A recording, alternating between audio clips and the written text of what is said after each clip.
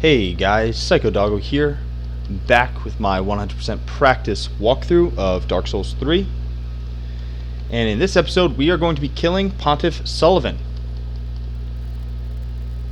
So, before you do this fight, make sure you burn all your undead bone shards, and you go ahead and level up, spend all those souls. This is a very tough boss fight. So you want to make sure that you don't have any souls on the line, because you do not want to make dying in this fight any more painful than it has to be. Look out for these guys. Oh, I missed them 3 times. Humiliation. But come up these stairs. We have the 2 knights. One on the left. Hello, knight.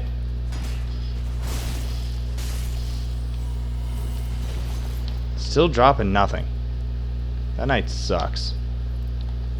We have the scythe. Hello, scythe.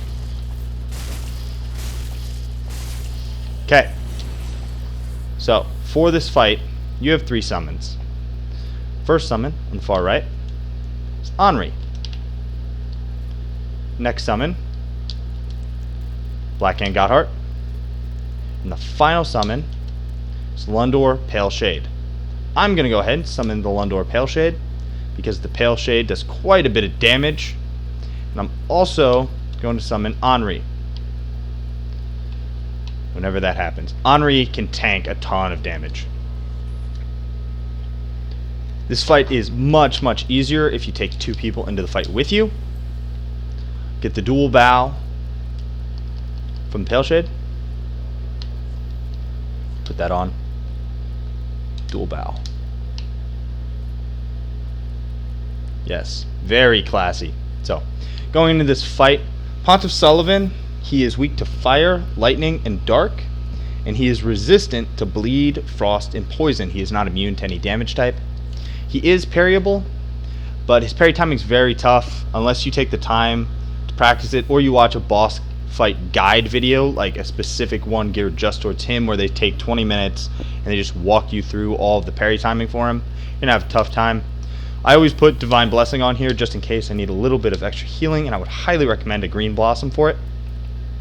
Other than that, I don't really use a shield in this fight, though you can. I guess if I was to... Oh, man, I do. I'm going to put my Black Iron Helm. I forgot to do that. But put as much armor and everything that you can. I don't really use a shield in this fight, but a shield that does help is the Dragon Crest shield, because there is some fire damage involved in this fight.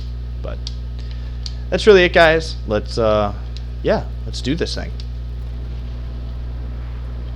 He is dual swords, 2-phase fight. In the second phase, second Pontiff comes on out. I'm gonna see if I can parry him at the start of the fight. He always glitches a little bit for me, and now, and I missed.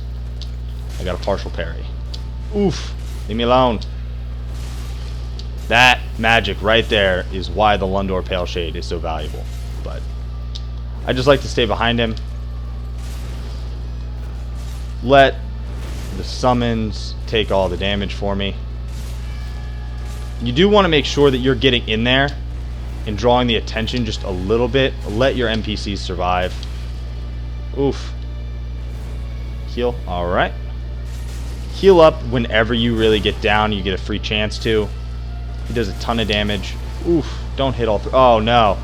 As you see, he has a grab attack. During the grab attack, you can't damage him. I'm going to take a Green Blossom. I forgot to do that. Alright, he will explode into darkness, so back up when he falls down, and this signals phase 2. So he's going to take that stance with the blue blade up, and a second Sulyvahn will come out.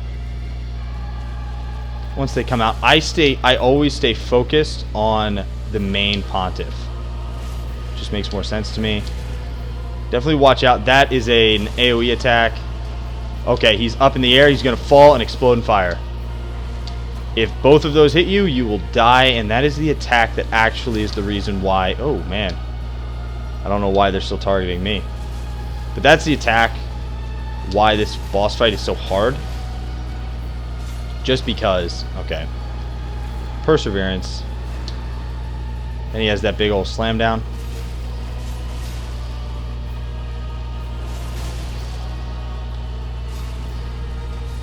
And I'm going to heal.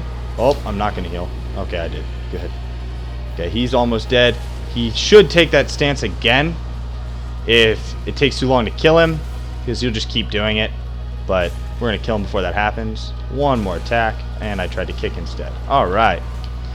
So that's a boss fight. He definitely can do a lot of damage. He's very fast, decent moveset, but if you bring 2 phantoms, the damage that is done to him is just significant enough, particularly the Lundor Paleshade. Those spells just seem to do quite a bit of damage to him. As I said, he's weak to dark, and those spells do dark damage, that's why, but that is the fight. So we are going to go ahead and light this bonfire. Just outside, you are in the PvP hellscape that is the post-Pontiff area. It's a nightmare. But we are going to run over here because there are 2 crystal lizards just out the door. You are only going to be able to get 1. Maybe not even 1. Okay. So the way you get the other one, you can either homeward bone back, or you can do what I'm about to do, which is quit out of the game.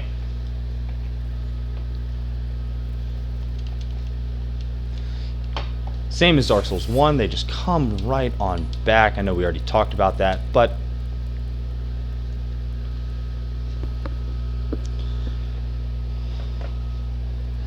always feels good to just reiterate information. But we're going to kill this guy, and then there's an item off to the right. Then we're going to go back, and we're going to get Creighton the Wanderer's items. So once you kill, if you've killed Creighton twice like we have, then once you kill Pontiff Sulyvahn, then you can go ahead, head on back, grab his item.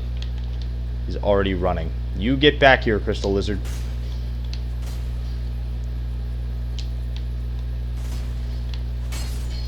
There we go. Alright, so now we should have 5 twinkling. Before we get out of this area, we will have all 8 for the next boss, which is very nice. Come over here, grab the Titanite shard. We're just going to go back inside, back to the boss bonfire. We're going to head on back to the first bonfire in the Irithyll Valley.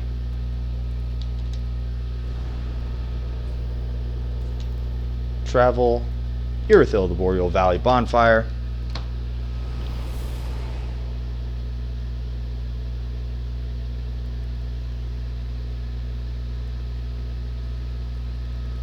Okay. So at this point, Grey Rat is back in Firelink. So after we get this item, we can go ahead on back, and he is now selling Twinkling Titanite. We need that Twinkling to go ahead and upgrade our sword. So we're going to be dedicating most of our souls to getting that, because you're going to get more of a return from leveling up your weapon than you will from putting into any specific stat. So I'm just going to do it. I think it's 13,000 a pop, but okay. There's his stuff all the way down.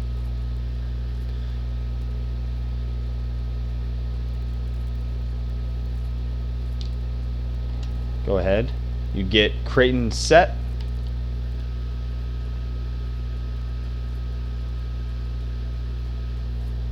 Oof.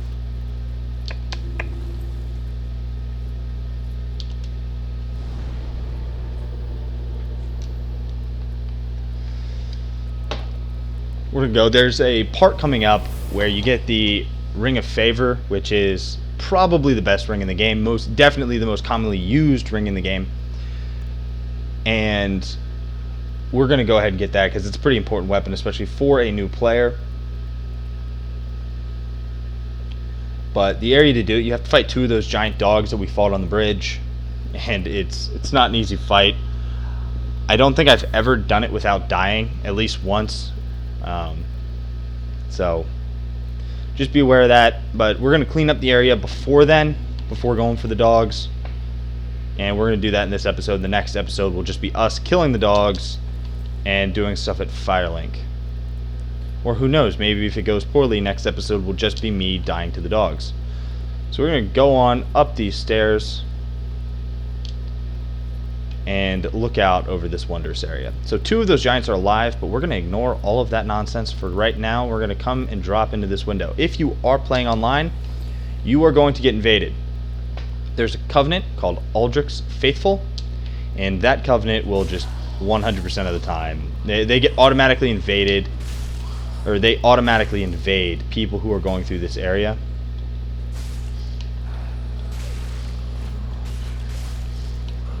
And then this one is acting all depressed. Poor guy. I know, I'm playing the villain, I'm sorry. Get the Dark Stone Plate Ring. Increases your dark defense. And we're going to come back here. We're going to go up the stairs.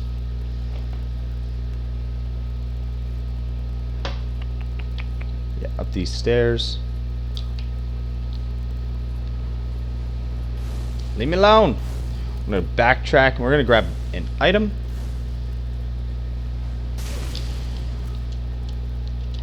As you can see, there's a whole bunch of the deacons.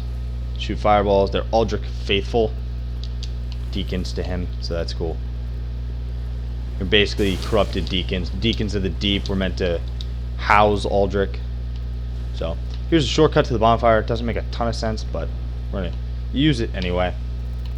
And then there's a crystal lizard just over here.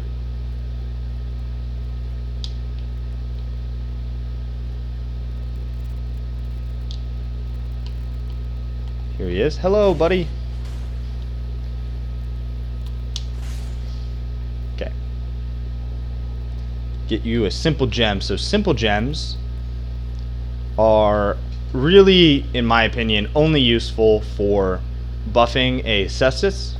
And what it does is a simple gem, I believe it gives intelligence scaling, but more importantly, it causes regen of focus points. And that's all that this build is going to use it for. You cannot infuse a weapon with it yet. You need another coal before you can do that. So this is a mimic, so 2 charged heavies on it. Oof.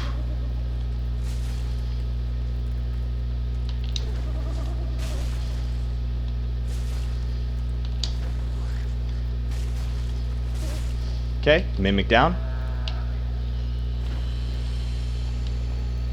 Get the golden ritual spear.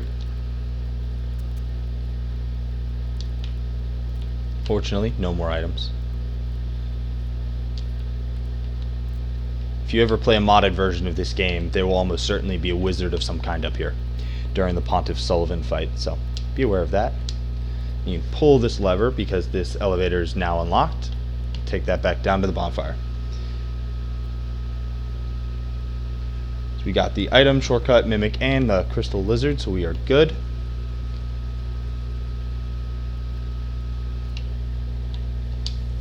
We are going to just go ahead, head on back to Firelink. We're going to go talk to Grey Rat,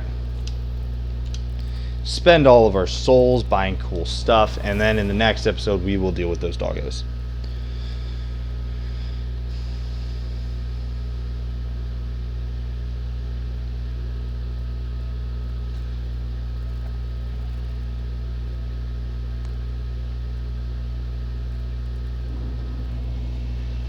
Actually, I am going to double check to see if we can get a simple Cestus now. I do not believe that we can, but I'm going to double check, because I would really like one.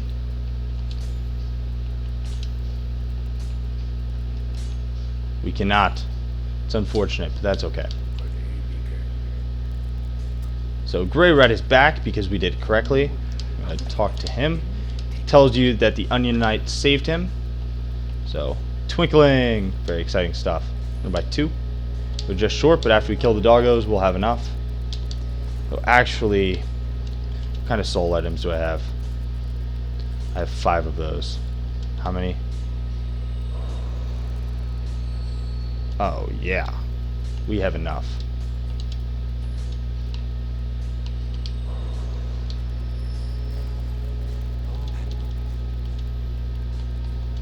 Get the last twinkling. Now we have enough twinkling to go ahead and upgrade our Black Knight sword. Upgrade to +4, so we are doing beefy damage now. That's the last thing we're going to do. We're going to just wrap this episode up here. In the next episode, we are going to go kill both those beasts and get the Ring of Favor. So, thanks for watching, guys.